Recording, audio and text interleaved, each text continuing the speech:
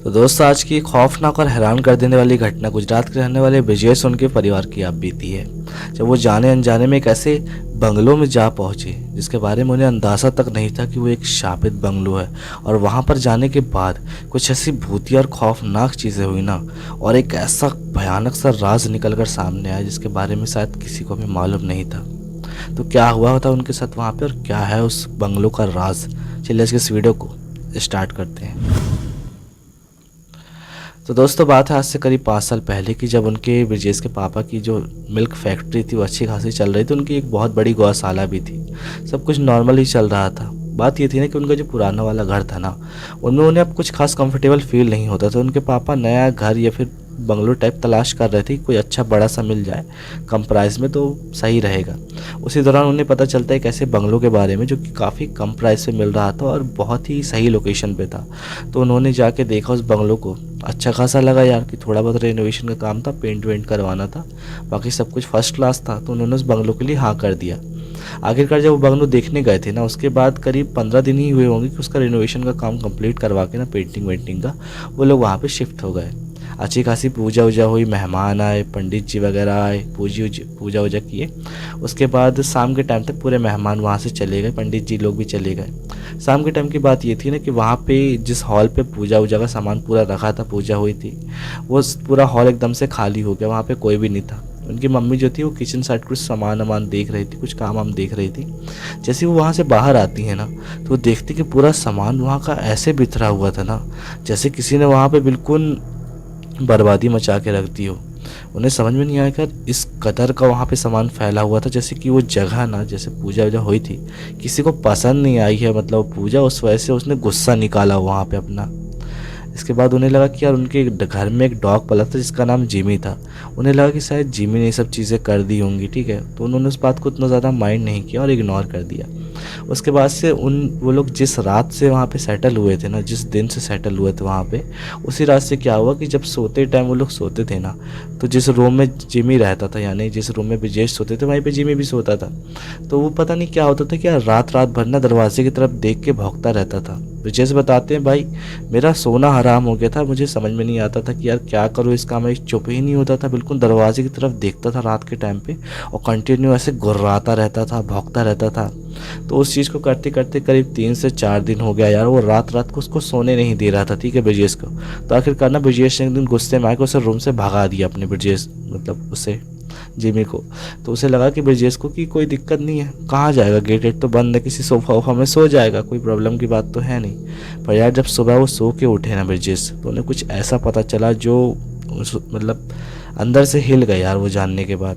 उसके बाद जैसे ही वो सुबह उठे हैं ना और हॉल पे आए हैं, तो उन्हें लगा कि हॉल में सो रहा होगा जिमी। तो वहाँ पे मेन हॉल पे ना, जहाँ पे पूजा वूजा हुई थी, वहीं पे जिमी की डेड बॉडी पड़ी थी। और उसकी मौत का तरीका मतलब समझ भी नहीं आया था कि वो मरा कैसे।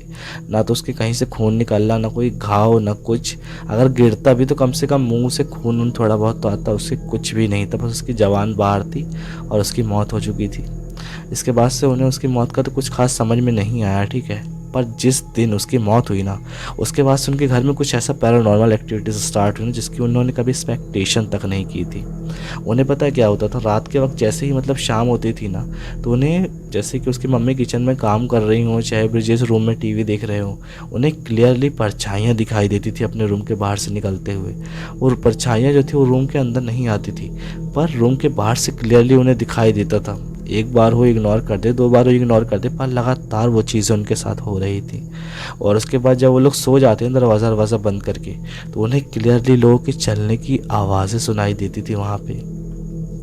उसके बाद से ब्रजेश बताते कि भाई हम लोग इतना ज़्यादा डर चुके थे कि हमें कुछ समझ भी नहीं आ रहा था कि हमने गलत तो नहीं कर दिया यार इस बंगलों को लेके। पता नहीं इसके बारे में पूरी डिटेल पापा ने निकाली थी कि नहीं, कि मतलब क्या है, क्या मुसीबत यहाँ पे। उसके बाद उनके जो पापा थे उन्होंने उनसे बात की, जिनसे मतलब ये जो बंगलो उन्होंने लिया था, ठीक है, एक दलाल थे।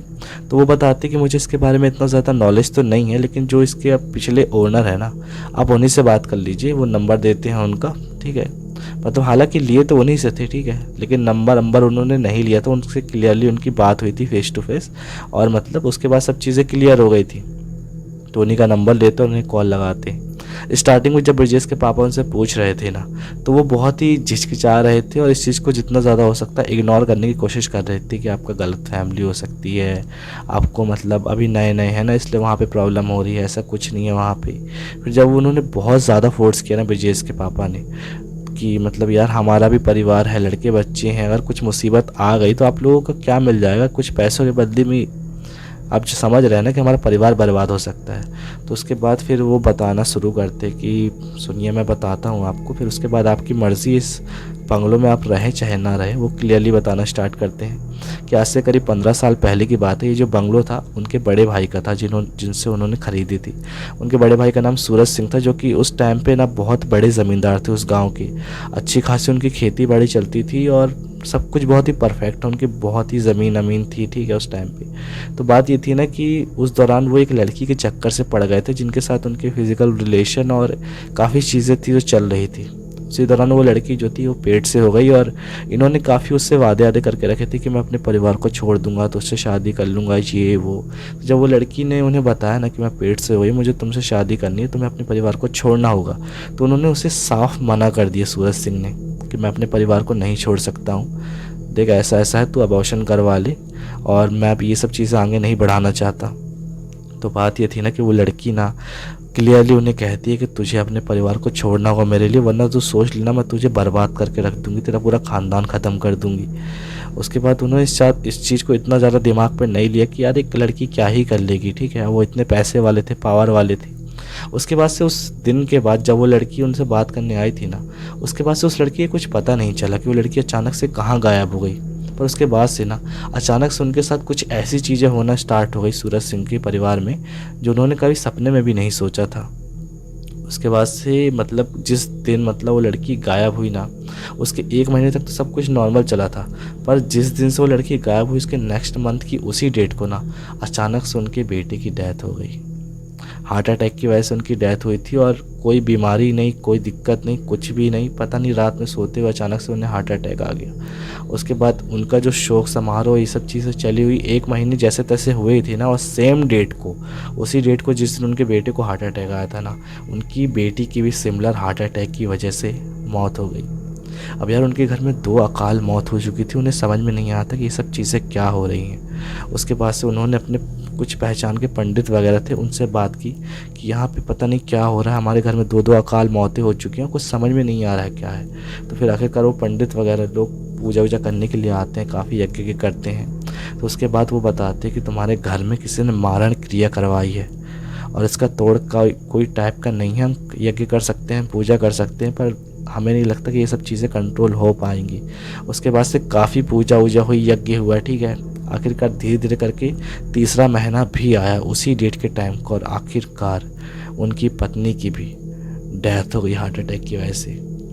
अब उसके बाद से उन्हें क्लियर समझ में आ चुका था कि जो नेक्स्ट नंबर है ना वो उन्हीं का होने वाला है। तो आखिरकार उन्होंने अपने छोटे भाई को, जो कि जिस प्रेजेंट में ब्रिजेश के पापा को ये सब चीज़ें बता रहे थे, उन्हें पूरी ज़मीन अमीन उनके नाम पे कर दी और उन्हें क्लियरली बताया कि मेरा बचना नामुमकिन है, मुझे मालूम है मैं नहीं बच पाऊँगा, ये मेरे कर्मों की ही गलती है जो जिसकी मुझे सज़ा मिल रही है और मेरे परिवार को इसकी सज़ा मिली है। तो एक काम करो, तुम पूरी जो ज़मीन अमीन है, ये बंगलो सब मैं तुम्हारे नाम कर रहा हूँ, शायद तुम्हारे ही कुछ काम आ जाए। इसके बाद से आखिरकार उनकी भी उसी डेट को, जो महीने की जो डेट आती थी ना जिसमें तीनों की मौत हुई थी, उनके बच्चों की, उनकी वाइफ की, उनकी भी हार्ट अटैक की वजह से मौत हो गई। और ऐसे ऐसे करके उनका पूरा परिवार ख़त्म हो गया और उस घर में कोई भी नहीं बचा।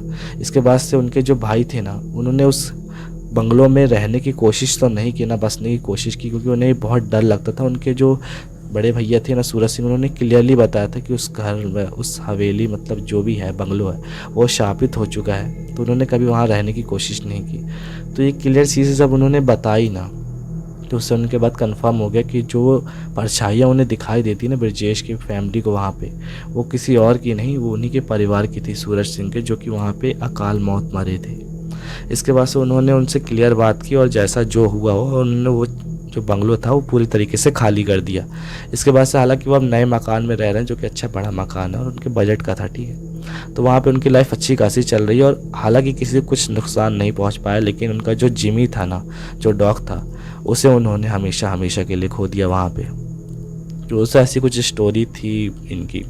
ब्रिजेश की। तो अगर आपको ये स्टोरी अच्छी लगी हो तो वीडियो को लाइक कर देना, चैनल को सब्सक्राइब कर लेना, क्योंकि डेली ऐसी स्टोरीज आती हैं। तो मिलते हैं नेक्स्ट स्टोरी में, तब तक के लिए टाटा बाय बाय, जय श्री राम।